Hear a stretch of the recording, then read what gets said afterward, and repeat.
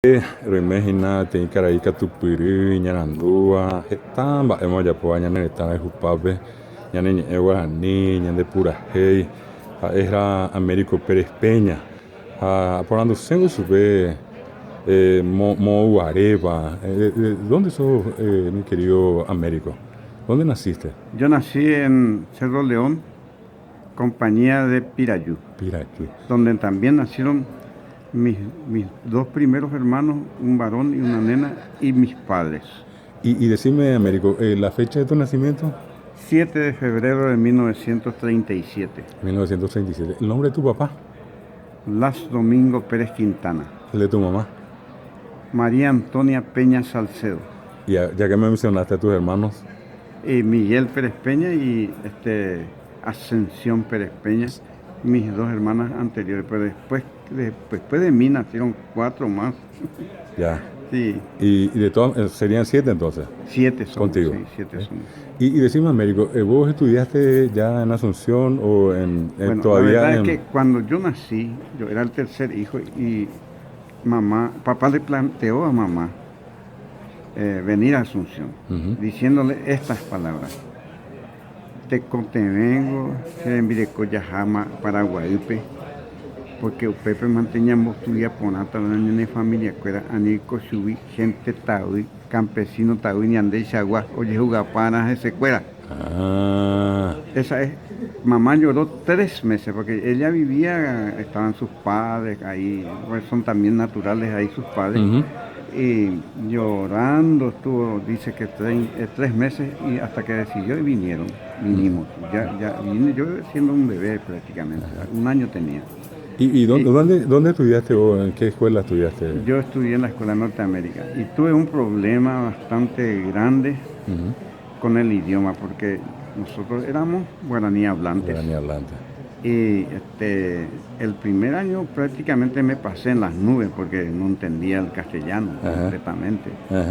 Y por culpa de esa, o sea, no sé si esa fue una razón para que yo me propusiera estudiar y aprender bien el castellano, hasta el punto de que en el castellano y en el guaraní yo soy corrector de libros. Sí. Es una virtud que no todos tienen, ¿eh? Y me propuse y aprendí. Creo que aprendí bastante bien, y eso también me llevó a estudiar en un momento dado de mi vida, estudiar periodismo también.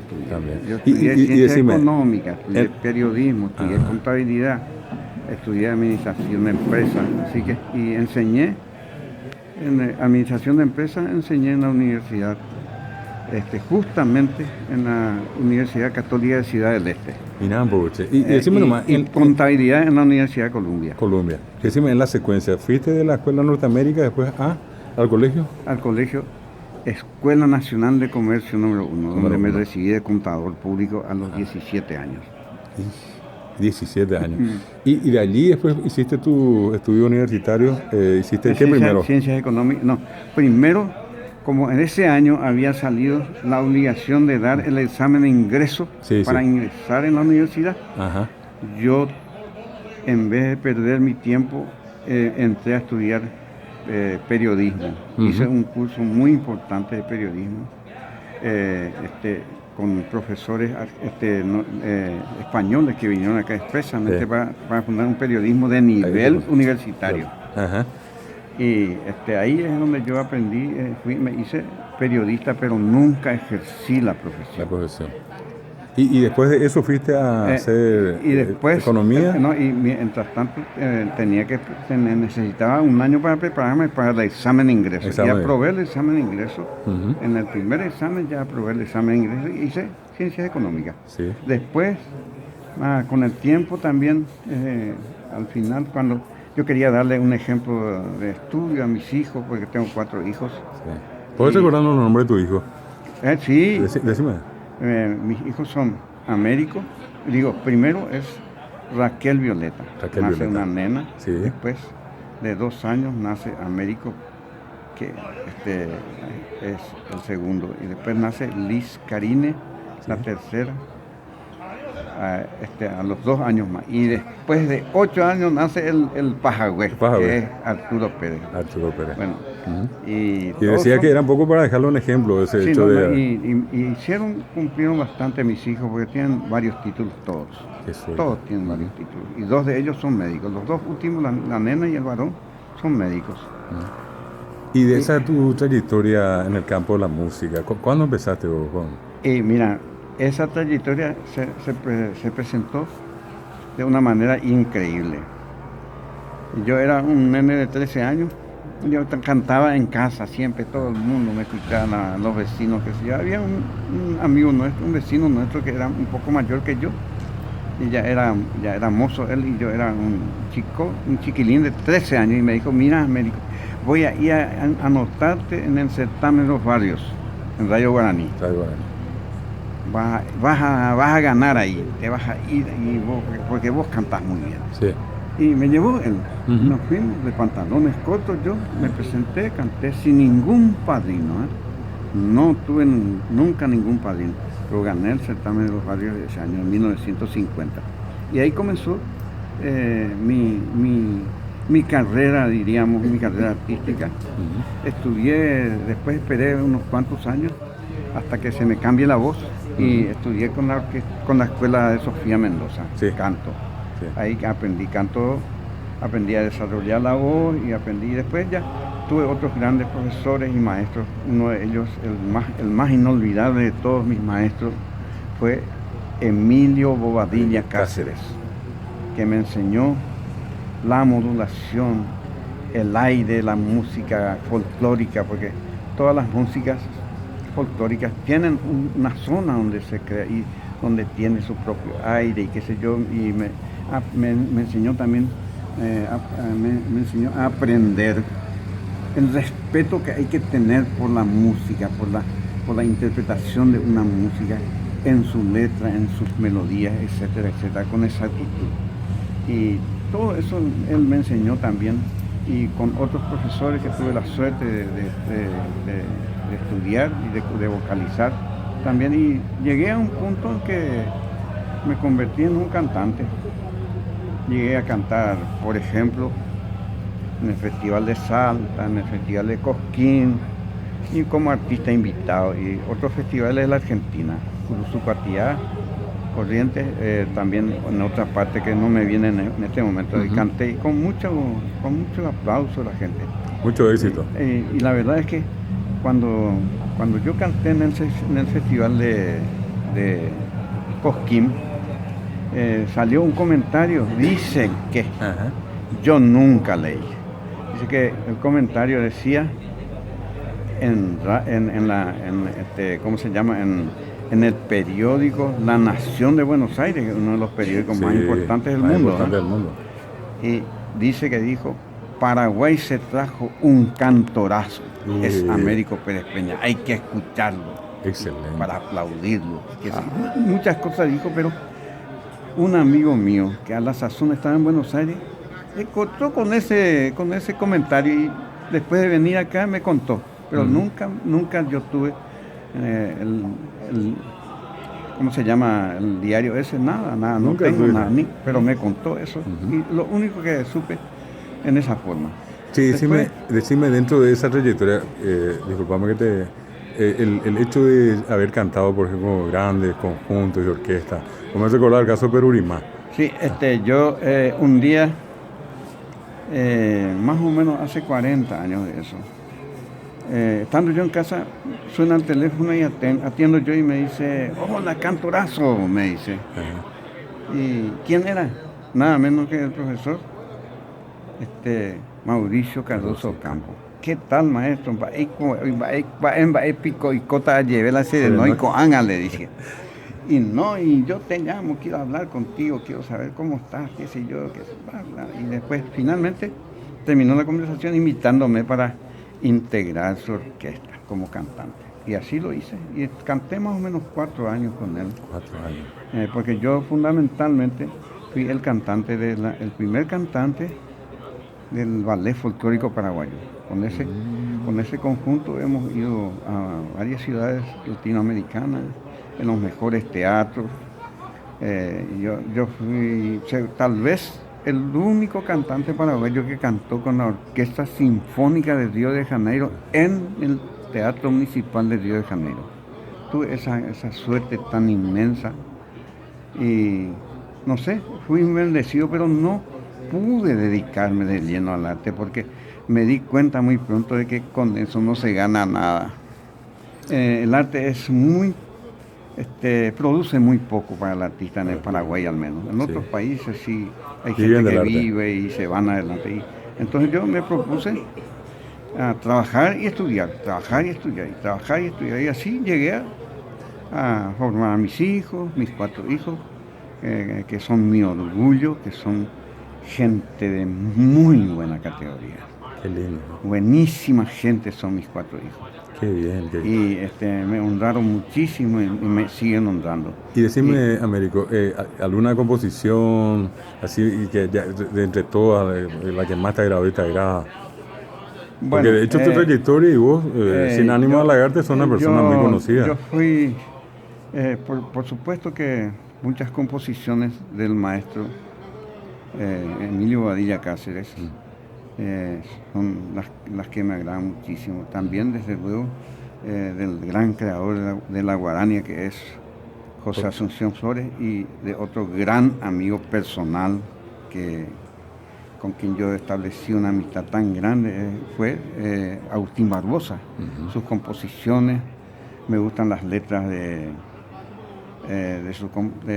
su letrista, diríamos, que es ¿cómo se llama? Carlos Miguel Jiménez. Yo conocí a muchos, ¿sabes también con quién? A invitación de él, canté con Eladio Martínez. Eladio Martínez tenía el conjunto gigante de Eladio Martínez. Fui cantante, invitado especialmente por él. Desde luego que no dura porque termina un contrato y se va a otro lado y después termina y después no hay más, qué sé yo, pero yo fui cantante del conjunto gigante de Eladio Martínez a pedido de él, a propuesta de él. Y digamos, de tus últimas actuaciones, ¿qué recordás así? El cariño de la gente, los reconocimientos. Sí, el público siempre fue muy amable conmigo, siempre me ha aplaudido y al bajar del escenario he encontrado gente que me estaban esperando para abrazarme, para felicitarme, qué sé yo. Lo que más me sorprendió, una cosa que nunca había olvidado, es que cuando después del festival de Cosquín vinimos a otro festival. No me viene ahora el nombre de ese lugar, un lugar muy conocido, no me está viniendo. Y cuando bajé el escenario, habían unas 10 señoras muy decentemente vestidas que vinieron para abrazarme y besarme. Y nunca voy a olvidar esa actitud que recibí de una parte del público. Me impresionó tan hondamente que nunca lo olvido. Y decime, para toda la gente nueva que hoy se dedica a la música paraguaya en particular, ¿cuál es tu recomendación, un mensaje? Y mi mensaje y mi recomendación es que, mira, yo veo y me satisface plenamente. Hay demasiado buenas voces en el Paraguay, tanto femeninas como masculinas. Y especialmente las voces masculinas son increíblemente bellas. En este momento, al menos, hay cantantes de primerísima categoría, para mi concepto. Hay un solo problema que me preocupa. ¿Cuál es? La falta de respeto por la letra, la buena pronunciación del guaraní y por la melodía. Hacen como quieren, cantan como quieren la gente. Y no puede ser así.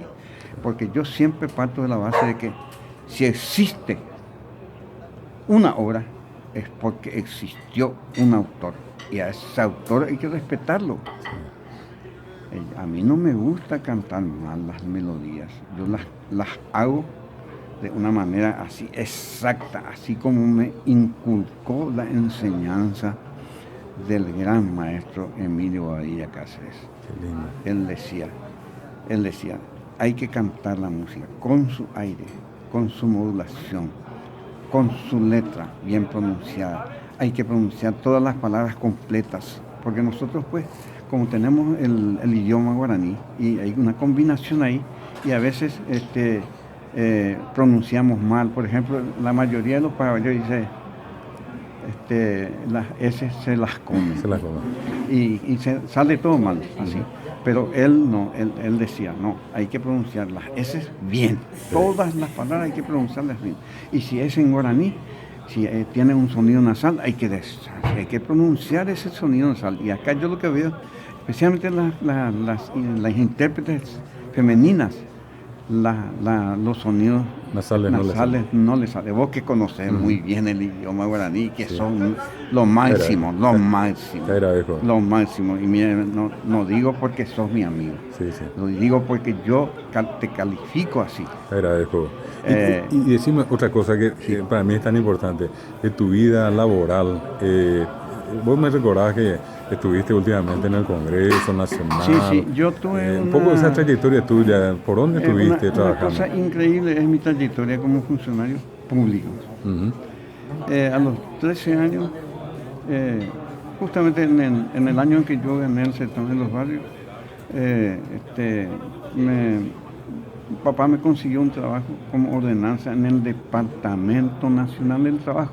Ajá. ¿Qué era esa institución? Era la institución rectora de las relaciones obrero-patronales y tenía también función, diríamos, jurídica.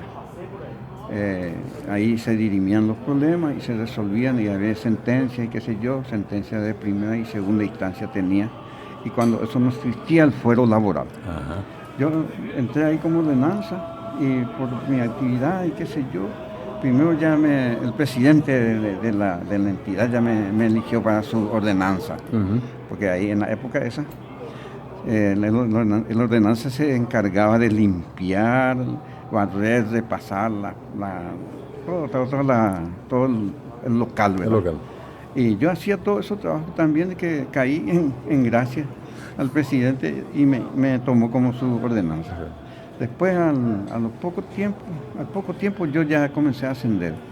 ¿Qué año fue eso? ¿50? Y fue ¿Cuando en ganaste el el festival? 50 fue. Festival. Sí, en el 50. Sí. Y después en el 52 yo tenía 15 años, pero ya era funcionario. Por mi condición de trabajar y qué sé yo, y ya me hice un buenísimo mecanógrafo. Tan buen mecanógrafo fui que una vez se hizo un concurso tan grande, pero yo ya era más grande cuando eso. Sí. Un concurso en que se convocó a toditos los mecanógrafos, cuando eso se les llamaba dactilógrafo. Y yo gané en los mejores dactilógrafos de toda la administración pública y participamos en el concurso y yo gané el primer premio. Mirá, pues. Bueno, y cosas así de bendiciones lo que yo tengo. Y decime, pero vos culminaste tu trayectoria como funcionario público en... Y sí, y continué y llegué a ser secretario general del Departamento Nacional de Trabajo. Y en mis manos prácticamente estaba el manejo de la política obrera del gobierno. Siendo yo un pendejón. Tanto es así que cuando me iban a nombrar definitivamente ya como titular, se reunió el gabinete del presidente Stroessner y salieron dos ministros y dijeron, está muy bien, este muchacho tiene buen currículum, pero lo que pasa es que es demasiado joven. Parece un nene. Ajá. Y como el cargo de tanta responsabilidad. Y dice que saltó el ministro Edgar Eleifán, que no era ni siquiera mi amigo. Sí, sí. Dice que dijo, no, yo sé quién es ese muchacho, un muchacho valioso, muy inteligente, muy estudioso, muy capaz, el que mejor conoce el derecho laboral positivo de la hora.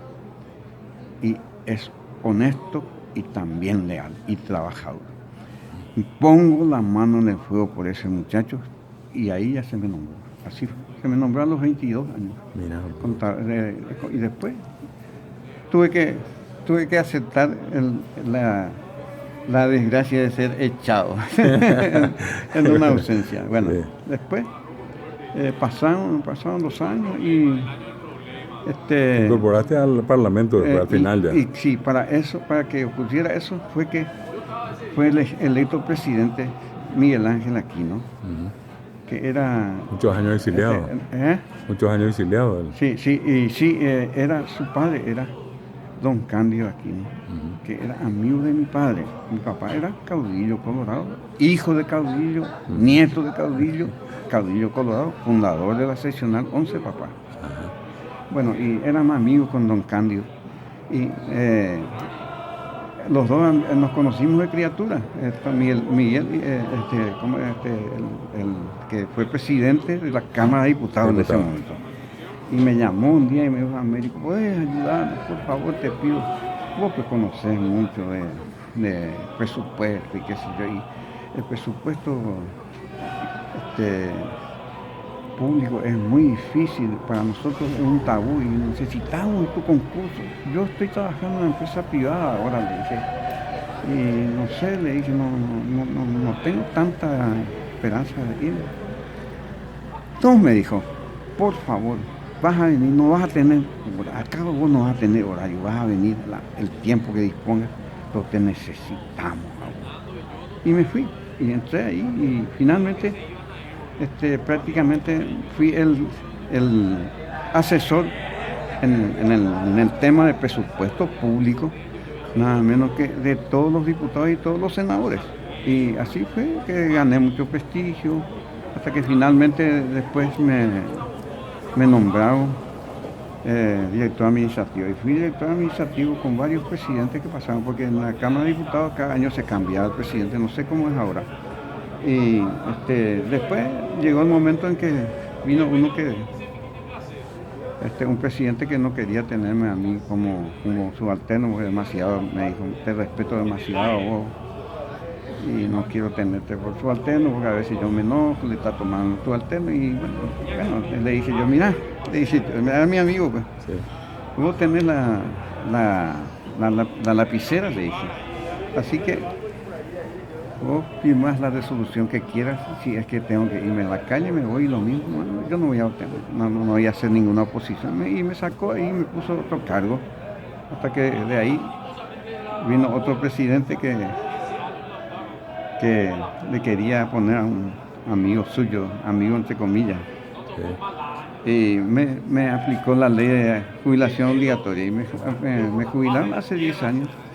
Decime, Américo, de esa vida que llevaste vos, sos un bendecido, ¿verdad? No, un bendecido total.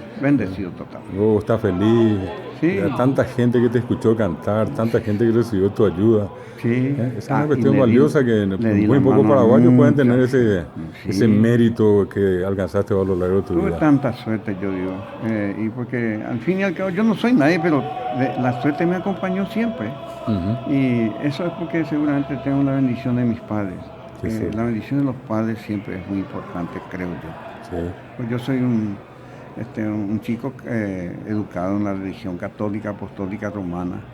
Y conozco mucho, leí mucho la Biblia y qué sé yo, pero no soy esos que toman todos los días la hostia para ir a pecar. No soy de eso. Soy una persona sin mucha aparición por ahí, para mostrarme que soy muy católico. Mi alma es católica. Yo soy un hombre de oración diaria. Qué lindo. Estoy siempre con Dios, nuestro Señor, en mis oraciones todos los días de mi vida, y rezo por todos y no guardo rencor a nadie. Qué lindo. El rencor es una cosa que enferma al ser humano. Sí. Hay que aceptar y hay que dejar todo a cargo de Dios. Todo lo que ocurre es una cosa que tiene que estar a cargo de Dios, porque para eso está Dios, que nos rige en todas las cosas. Qué lindo. Es mi convicción. Esa coño que está ella puedan porque mi Américo Pérez Peña de Tenicaraí Catupirí Aranduja de Jagüesa a mamá se supe Ateneo de Lengua y Cultura Guaraní era está a pameja a cointe que tomba a tombo jorí coñandere coeco ñanere está Paraguay pues hay que tuviéramos muy bien está a pameja de Jara Catupirí Américo Pérez Peña.